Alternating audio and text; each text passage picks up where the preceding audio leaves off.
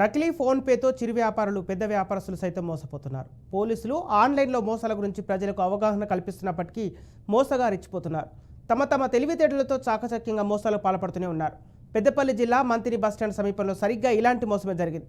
ఓ యువకుడు జిరాక్స్ సెంటర్కు వచ్చి నగదును ఫోన్పే ద్వారా చెల్లించాడు. అనుమానం వచ్చి మరోసారి చేయాలని షాప్ నిర్వాహకుడు కోరారు. మళ్ళీ ఫోన్పే చేస్తే డబ్బులు రాలేదు. దీంతో అతన్ని నిర్బంధించి ఈ విషయం కనుక్కున్నారు. నకిలీ ఫోన్పే చేశాడని తేల్చేశారు. నకిలీ ఫోన్పేతో మోసం చేసిన వ్యక్తి కాల్వ శ్రీరాంపూర్ మండలం ఉషన్నపల్లి గ్రామానికి చెందిన బండారి రాజ్ కుమార్గా గుర్తించారు.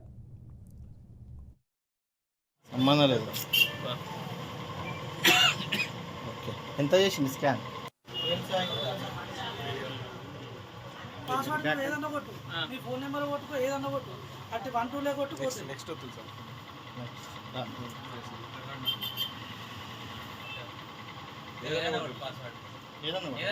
ఏదన్నా కొట్టన్నా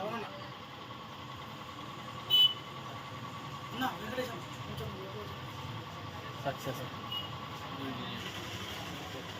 చేసినావా? అవుతుందా? కాదు. ఇంటి పేరు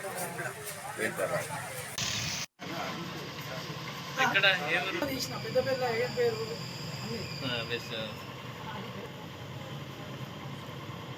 సంబంధం లేదు.